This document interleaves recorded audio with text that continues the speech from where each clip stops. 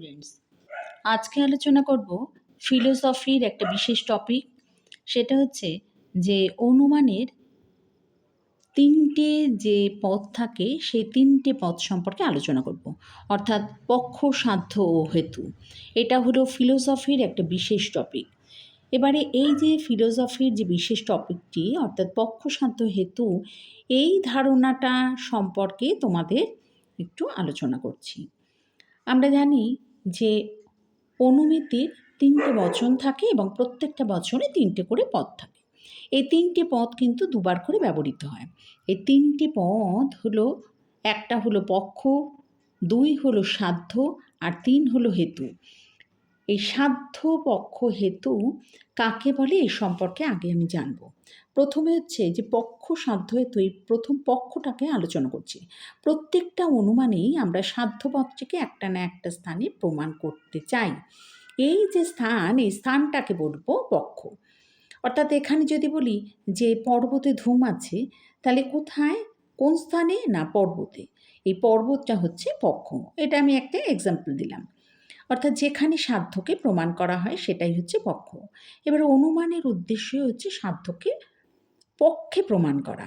সিদ্ধান্তের উদ্দেশ্য পদটা তাই সব সময় পক্ষরূপে কিন্তু বিবেচিত হয়। এই পক্ষে সাধ্যের উপস্থিতি সম্পর্কে প্রথমে আমাদের একটা সন্দেহ হয় এবং অনুমানের সাহায্যে সিদ্ধান্তে সেটা কিন্তু আমরা জানতে পারি, অর্থাৎ তার নিরসন ঘটানো হয়। ন্যায় মতে একটা অধিকরণে সাধ্যের উপস্থিতি সম্পর্কে সন্দেহ পোষণ করা হয়, আর এই সন্দেহযুক্ত অধিকরণই হচ্ছে পক্ষ। তাই এই জন্যই বলা হয় যে সন্দিগ্ধ সাধ্যবান পক্ষ, অর্থাৎ যা সন্দেহযুক্ত, সাধ্য দ্বারা বিশেষিত, সেটাই হচ্ছে পক্ষ। পক্ষে কিন্তু সাধ্যের সন্দেহ না থাকলে অনুমান কিন্তু আদৌ সম্ভব নয়। এর কারণ হচ্ছে যা একেবারেই জানা সম্ভব নয় তার জন্য কিন্তু অনুমান করা কখনোই যায় না। আবার যা জলের মতো পরিষ্কার তার জন্য কিন্তু অনুমানের প্রয়োজন নেই, কারণ সেটা পূর্বেই কিন্তু সিদ্ধ হয়েছে।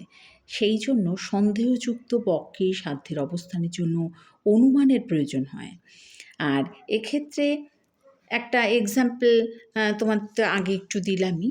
এবারে বলি যে সাধ্যটাকে কাকে বলবো? যে যাকে সিদ্ধ বা প্রমাণ করা হয় তাকেই বলবো আমি সাধ্য। এই সাধ্যকেই আমরা অনুমানের সিদ্ধান্তে প্রমাণ করতে চাই। অনুমিত বাক্যের বিধেয় যে পদটা, সে বিধেয় পদটাকে কিন্তু বলা হয় সাধ্য।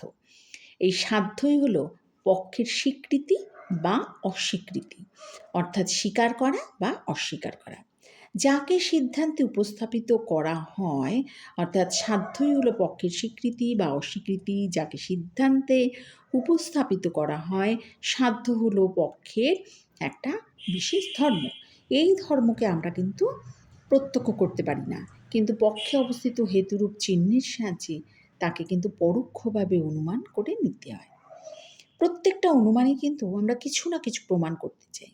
যেমন যেখানে যেখানে ধোঁয়া আছে সেখানে সেখানে আগুন আছে। এক্ষেত্রে এক্সাম্পল একটা হচ্ছে যে একজনের নাম করে বলা হচ্ছে যে সুমনদের রান্নাঘরে ধোঁয়া দেখা যাচ্ছে, সুতরাং সুমনদের রান্নাঘরে আগুন আছে। এই যে অনুমান, এর ক্ষেত্রে আমরা সিদ্ধান্তে আগুনকে কিন্তু প্রমাণ করতে চাই। অর্থাৎ আগুনকে কিন্তু অন্যান্য জায়গায় তোমরা বহ্নি হিসাবে পাবে, তাহলে বহ্নিটাকে কিন্তু প্রমাণ করতে চাই। সে কারণে এখানে আগুন হচ্ছে সাধ্য। আর অনুমানের ক্ষেত্রে তাই যাকে সাধন বা প্রমাণ করার ইচ্ছা হয় সেটাই হচ্ছে সাধ্য, অর্থাৎ বহ্নি বা আগুন, এটাই হলো আমার সাধ্য। এবার নেক্সট বলি, লাস্টলি হেতু। এই যার দ্বারা সাধ্যকে পক্ষে অনুমান করা হয় তাকে বলা হয় হেতু। আর এই হেতুটার অপর নাম হচ্ছে সাধন বা লিঙ্গ। লিঙ্গ বা হেতুর মূল কাজ হলো অপ্রত্যক্ষ সাধ্যকে ইঙ্গিত দেওয়া। যে পদার্থটি অপ্রত্যক্ষ বা লীন তাকেই জ্ঞানের বিষয় করে যে তাই হচ্ছে লিঙ্গ বা সাধন বা হেতু। তবে এক্ষেত্রে মনে রাখা উচিত যে লিঙ্গ বা হেতু স্বাধীনভাবে অপ্রত্যক্ষ বিষয়কে নির্দেশ দিতে পারে না। এক্ষেত্রে কিন্তু একটা মাত্র সম্ভব হয় লিঙ্গ বা লিঙ্গির, অর্থাৎ হেতু ও সাধ্যের সহচর সম্বন্ধের পরিপ্রেক্ষিতে। এই হেতুপদই হলো পক্ষে সাধ্যের জ্ঞানের মূল ভিত্তি। তা আগের যে এক্সাম্পল সেখানে কিন্তু আমরা ধোঁয়া বা লিঙ্গ বা হেতু এটাকে কিন্তু আমরা জানতে পেরেছি। তাই এটা এমনই একটা চিহ্ন যার দ্বারা আমরা সাধ্য তথা আগুনকে তথা বহ্নিকে আমরা পক্ষ তথা সুমনদের রান্নাঘরে অনুমান করতে পারি। এই হেতুপদের ভূমিকা হচ্ছে যে ঘটকের ভূমিকার অনুরূপ।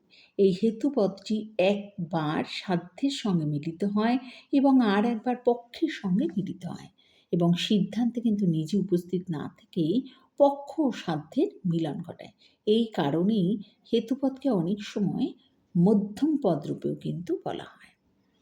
তাই হেতু ও সাধ্যের মধ্যে অর্থাৎ সাধ্য এই হেতু মধ্যস্থতার ফলেই কিন্তু সাধ্য ও পক্ষের মধ্যে একটা সম্পর্ক স্থাপিত হয়। তাহলে এইভাবে আমরা কিন্তু পক্ষ সাধ্য হেতুর ধারণাটাকে আমরা নিলাম, অর্থাৎ কনসেপ্ট অফ পক্ষ সাধ্য অ্যান্ড হেতু।